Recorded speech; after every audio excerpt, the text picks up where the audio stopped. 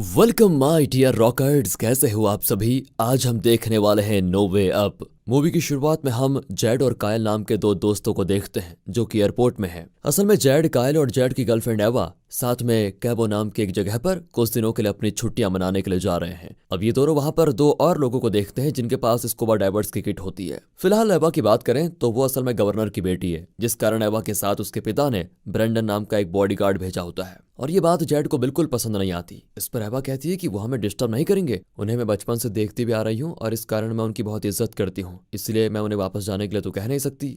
इसी बीच हम एक ओल्ड कपल को भी देखते हैं जो कि अपनी पोती के साथ कैबो की ही फ्लाइट के लिए आए हुए हैं। इस ओल्ड कपल का नाम हैंक और मैंडी है और इनकी पोती का नाम रोज होता है। रोज का इस दुनिया में इन दोनों के अलावा कोई नहीं है, तो ये तीनों भी छुट्टियों पर कैबो ही जा रहे होते हैं। अब अंदर जाने के दौरान रोज ने अपना टैडी गिरा दिया होता है। हालांकि वो 10 साल की है पर फिर भी अपने इस बचपन के टैडी को आज तक नहीं छोड़ पाई। ग्रेट अटैचमेंट है। अब उसके लिए वो टैडी बहुत जरूरी था, तो वो दौड़कर बाहर आ जाती है। इसी दौरान वो एवा से भी टकरा जाती है और इस टकराहट की वजह से उसकी कॉफी गिर जाती है। एवा पहले उसको डांटती है लेकिन फिर उसको दया आ जाती है, तो वो वापस जाकर उसका टैडी ले आती है, जिसे देने के साथ साथ वो रोज से सॉरी भी बोलती है। उसके बाद दोनों के बीच एक अच्छी दोस्ती भी हो जाती है। यहाँ हैंक भी एवा से मिलता है। फिर एवा ब्रेंडन को अकेला देख उसके पास जाती है। वो एवा से कहता है कि अगर तुम्हारे दोस्तों को नहीं पसंद है कि मैं आऊं तो मैं अभी वापस चला जाऊंगा, लेकिन एवा उसको मना कर देती है। वो कहती है कि मुझे आज कुछ अजीब लग रहा है, पता नहीं क्यों, इसलिए मैं चाहती हूँ कि आप यहीं रहो। यहाँ बातों ही बातों में हमें पता चलता है कि ब्रेंडन एवा की माँ को अपनी बहन की तरह मानता था, जिसकी मौत डूबने की वजह से हुई थी। लेकिन ब्रेंडन उस वक्त उनके साथ मौजूद नहीं था और इस बात का उसको बहुत अफसोस भी है। फिलहाल ये सभी लोग प्लेन में एक एक करके सवार होने लग जाते हैं, जहां पर हम फ्लाइट अटेंडेंट डैनियलियो को भी देखते हैं, जो कि काफी अच्छे से सभी लोगों को उनकी सीट्स दिखा रहा होता है और वो अपने काम में काफी अच्छा होता है। हम फिलहाल के लिए ये देख पाते हैं कि इस फ्लाइट पर काफी कम लोग आए हुए हैं, क्योंकि ये सुबह की फ्लाइट है ना, और इसके बाद जो भी फ्लाइट्स होती हैं उसमें ज्यादा भीड़ होती है। फिर होता है इन सभी का सफर शुरू और हवा में एक चिड़िया के टकराने की वजह से प्लेन के मेन हिस्से में आग लग जाती है, जिस कारण वहां का एक परत टूटकर हवा की वजह से प्लेन में ही आकर गिर जाता है और प्लेन टूट जाता है, जिससे सभी लोग हवा में ही खींचने लगते हैं और हर कोई अपने आप को बचाने में लगा होता है, लेकिन कोई फायदा नहीं होता। किसी का सर सीट्स के बीच में आकर चटनी बन जाता है, तो कई लोगों के टरबाइन के अंदर खींच जाने से चिथड़े मच जाते हैं। ज्यादातर लोग मारे गए थे। फिर जब प्लेन नीचे गिरता है तो वहां जमीन पर नहीं बल्कि पैसिफिक ओशन के बीचों बीच गिरता है। अब हम देखते हैं कि एवा, जेड और कायल अभी भी बचे हुए हैं। हालांकि कायल के हाथ की हड्डी टूटकर बाहर आ गई थी। एवा देखती है कि प्लेन के आगे का हिस्सा पूरी तरह पानी में डूब चुका है, लेकिन अभी इन लोगों तक पानी नहीं पहुंचा था। इसके अलावा डैनिलो भी बचा होता है। उसी दौरान ये लोग देखते हैं कि ब्रेंडन अभी भी जिंदा है, जो कि रोज को पानी से बाहर लेकर आ रहा है। साथ ही मैंडी भी थी, लेकिन उसे होश नहीं आ रहा होता है। फिर डैनिलो उसको सीपीआर देना शुरू करता है और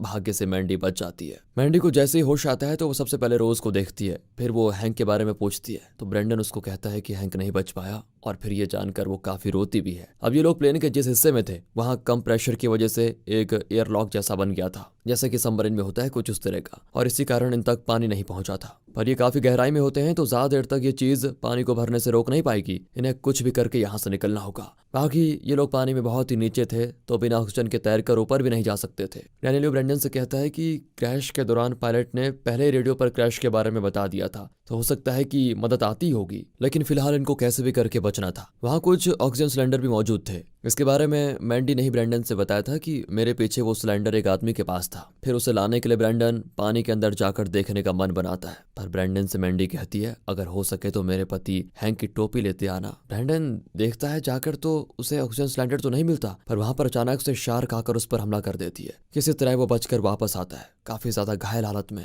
लेकिन मैंडी को वो हैंक की टोपी जरूर देता है और एवा से कहता है मैं अब तुम्हारा ख्याल नहीं रख पाऊंगा, तुम्हें खुद ही अपना ख्याल रखना होगा। इतना कहते ब्रेंडन को शार्क खींचने जाती है और ये देखकर इन सबकी हालत खराब। सभी डर के मारे जल्दी से कंपार्टमेंट के अंदर चले जाते हैं, यानी कि अब इनके सामने एक और नई मुसीबत थी। ब्रेंडन की मौत से एवा बहुत दुखी होती है, क्योंकि वो उसके साथ बचपन से रही थी। फिलहाल इन्हें अभी तो इंतजार ही करना था, तो मैंडी मैगजीन्स को मोड़कर कायल के हाथ में प्लास्टर कर देती है। असल में मैंडी आर्मी में नर्स थी। वो हैंक से इराक के युद्ध के दौरान मिली थी। हैंक भी एक आर्मी सोल्जर था उस वक्त। सीन अब दूसरी तरफ मुड़ जाता है, जहां पर हम देखते हैं कि एक हेलीकॉप्टर इन्हें ओशन में ढूंढ रहा होता है, पर उन्हें कोई भी सुराग नहीं मिलता। अब उसका पायलट बताता है कि हमारे पास सिर्फ आधे घंटे का फ्यूल मौजूद है, उसके बाद हमें वापस लौटना होगा। इधर एवा और बाकी सभी आपस में बातें कर रहे होते हैं कि किसी भी तरह इनको सिलेंडर्स को लेकर ही आना होगा, लेकिन उससे पहले इनको शार्क का ध्यान भी भटकाना है। इस पर रोज कहती है कि स्कूल में टीचर ने मुझे बताया था कि शार्क को बुलबुले नहीं पसंद होते। तभी कायल चिढ़ के कहता है कि अब हम एक बच्चे के कहने पर काम करेंगे। इतने में ही जहाज वहीं पानी में आगे फिसलने लग जाता है और पानी के अंदर ही एक और गहराई पर वो थोड़ा लटक जाता है। सभी समझ जाते हैं कि अब प्लेन ज्यादा देर तक इस प्रेशर को नहीं संभाल पाएगा और टूट जाएगा।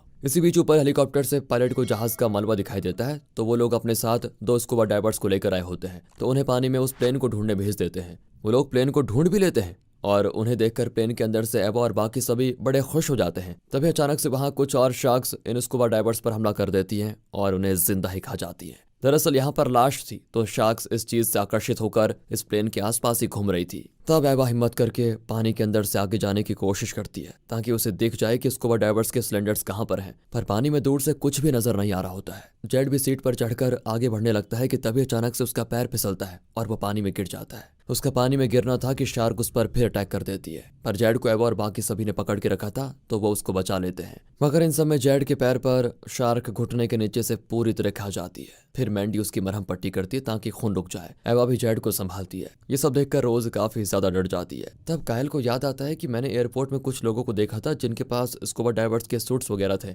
उनका बैग हरे रंग का होगा। तो बस फिर क्या था। अब डैनिलो बताता है कि कहाँ पर सामान रखा जाता है। एक फ्लेयर लेकर एवा उस तरफ जाने लग जाती है जहाँ चारों तरफ पानी पानी होता है। इसी बीच ये स्कूबा डाइवर्स जिनको शार्क ने खा लिया है, ऊपर हेलीकॉप्टर वाले लोग समझते हैं कि ये अभी तक आई नहीं और फ्यूल तो बहुत कम था, इसी वजह से वो लोग वापस लौट जाते हैं ताकि वो और मदद के साथ आ पाए। इस तरफ एवा को वो हरा बैग बड़ी मुश्किल से पानी के अंदर मिल जाता है, जिसे वो किसी तरह ऊपर लेकर आ जाती है। इस बैग को खोलकर देखने पर इन्हें 4 स्कूबा सूट्स और चश्मे वगैरह मिल जाते हैं। तभी अचानक से जहाज में हलचल होती है और ये लोग बाहर देखने लगते हैं। उसी दौरान मैंडी देखती है कि जेड अब सांस नहीं ले पा रहा है और वो मर चुका है। इस बारे में वो सभी को बताती है और एवा के साथ कायल भी काफी ज्यादा रोता है। इसी बीच फिर से थोड़ी हलचल होती है और प्लेन के आगे का हिस्सा टूटकर और गहराई में चला जाता है, तो इससे पानी अब बढ़ने लग जाता है, यानी कि अभी लोग यहाँ पर और रुक नहीं सकते, रुकेंगे तो मारे जाएंगे। तब एवा एक प्लान बनाती है कि हम छोटे कार्बन डाइऑक्साइड गैस कंटेनर से बबल्स पैदा करके शार्क को डरा सकते हैं, जैसा कि रोज ने कहा था, और फिर स्कूबा डाइवर्स के ऑक्सीजन टैंक्स को लेकर बारी बारी से ऑक्सीजन लेते हुए निकल जाएंगे। वहाँ एवा रोज से कहती है कि तुम मेरे साथ रहना, और उन 2 ऑक्सीजन टैंक्स में से एक तो रोज के पास फिक्स रहेगा, बाकी के लोग बारी बारी एक ही टैंक से ऑक्सीजन लेंगे। अब कायल को पानी में डर लगता है तो वो थोड़ा घबरा जाता है। उसे भी एवा हिम्मत देती है कि कर लोगे तुम। अब यहाँ जाने से पहले मैंडी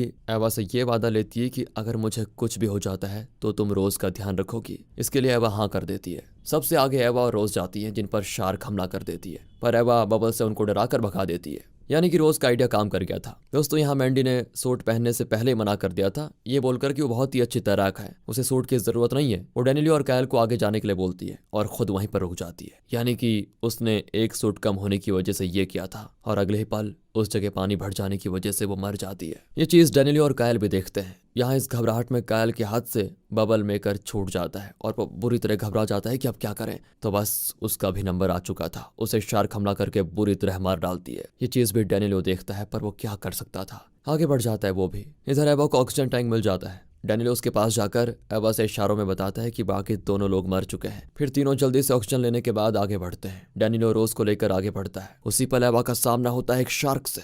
उसे देखकर एवा बिल्कुल भी कोई मूवमेंट नहीं करती और वो शार्क चुपचाप उसे बिना नुकसान पहुंचाए उसके सामने से निकल जाती है। उसी वक्त अचानक से बाकी का जहाज और भी गहराई में गिरने लग जाता है, जिस कारण डैनिलो और रोज तो आगे निकल जाते हैं, पर एवा पीछे ही रह जाती है। फिर वो किसी तरह मशक्कत करते हुए बाहर आ ही जाती है, जहां वो देखती है कि ना तो वहां पर डैनिलो है और ना ही रोज। वो उन्हें आवाज देती हुई किसी तरह पानी के ऊपर आ ही जाती है। उसकी सारी उम्मीद टूट चुकी थी। मगर उसी वक्त वहां पर एक हेलीकॉप्टर आता है जो एवा को ऊपर ले लेता है, और वो देखती है कि उसमें डैनिलो और रोज पहले से सवार हैं, और उन्हें जिंदा देखकर एवा बड़ी खुश होती है। रोज फिर मैंडी के बारे में पूछती है तो एवा उसे बताती है कि वो नहीं बच पाई, पर जैसा मैंने उनसे वादा किया था तुम्हारा ख्याल अब मैं रखूंगी। रोज एवा से चिपक रही होती है और हैंक के लिए वो अपने टेडी बियर को वहीं पानी में गिरा देती है। इतने लोगों में सिर्फ यही 3 बच पाए, जो कि चमत्कार से कम नहीं था। तो दोस्तों इसी के साथ ये बेहतरीन सर्वाइवल थ्रिलर मूवी यहाँ होती है खत्म। वीडियो अच्छी लगी हो, एक्सप्लेनेशन अच्छा लगा हो तो लाइक कीजिए, चैनल को सब्सक्राइब। मिलते हैं अगली वीडियो में, तब तक के लिए गुड बाय,